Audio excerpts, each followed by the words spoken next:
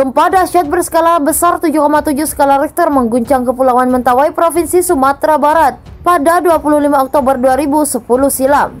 Gempa terjadi pada pukul 21.42 waktu Indonesia Barat di waktu tidur kebanyakan orang kala itu. Ratusan orang tewas tak sempat menyelamatkan diri.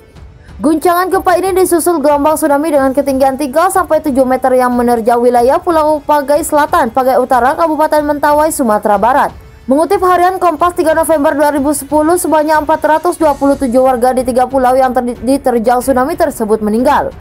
Kemudian berdasarkan laporan pada 5 November 2010, sebanyak 74 korban belum ditemukan. Kesaksian warga Iram Sabalabat, warga Dusun Muntai Baru-Baru, Desa Butomaga, Kecamatan Pagai Utara, Kabupaten Kepulauan Mentawai, Sumatera Barat mengatakan, sebelum gempa dan tsunami terjadi, ia baru pulang ke rumahnya.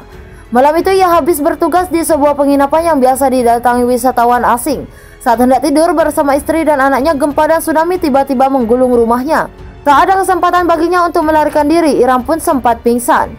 Saat tersadar, ia menemukan dirinya sudah berada di atas pohon durian dan lari menyelamatkan diri ke daratan yang lebih tinggi sebelum datang gelombang kedua. Gelombangnya melewati tinggi pohon kelapa, kata Iram dengan raut muka kosong, dikutip dari harian Kompas 28 Oktober 2010. Tsunami berputar di tengah dusun itu dan menyapu cepat apa saja yang ada di atasnya ke arah laut sebelum datang lagi gelombang kedua. Malam itu juga ia berhasil menemukan istrinya di bawah batang sagu dalam keadaan selamat. Namun anak sematawayangnya yang baru berusia 3 tahun ditemukan terpisah dari ibunya dalam kondisi tak bernyawa. Sementara itu Chandra, salah seorang korban selamat lainnya, menceritakan ia tengah tertidur di rumahnya saat gempa terjadi. Saya ingat waktu bangun bergoyang-goyang, lalu saya dengar ada yang menyuruh lari karena takut ada tsunami, kata Chandra sebagaimana diberitakan harian Kompas 29 Oktober 2010. Menurutnya ia selamat karena terjepit di antara batang pohon kelapa. Kemudian ada seorang laki-laki menghampirinya dan menyelamatkannya.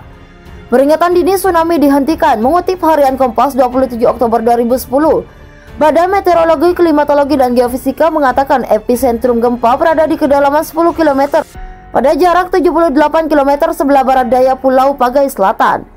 Gempa ini membangkitkan tsunami yang menyapu pulau-pulau dan desa dalamnya. Kejadian tsunami Mentawai pun disebut sebagai babak terbaru pemahaman tsunami di Indonesia. Sebab peristiwa tersebut menunjukkan bahwa peringatan dini tsunami belum dapat menjangkau keseluruhan masyarakat, terutama yang berada di pulau-pulau kecil. Bahkan seperti diberitakan Kompas.com 26 Oktober 2016, tsunami saat itu benar-benar terjadi justru setelah peringatan dini tsunami dihentikan. Ada ribuan orang yang harus mengungsi akibat kejadian tersebut. Menurut data Badan Penanggulangan Bencana Sumatera Barat, 11 desa di Mentawai mengalami kerusakan yang parah akibat tsunami tersebut. Salah satunya adalah Dusun Muntai yang habis tersapu gelombang dan hanya menyisakan fondasi-fondasi rumah.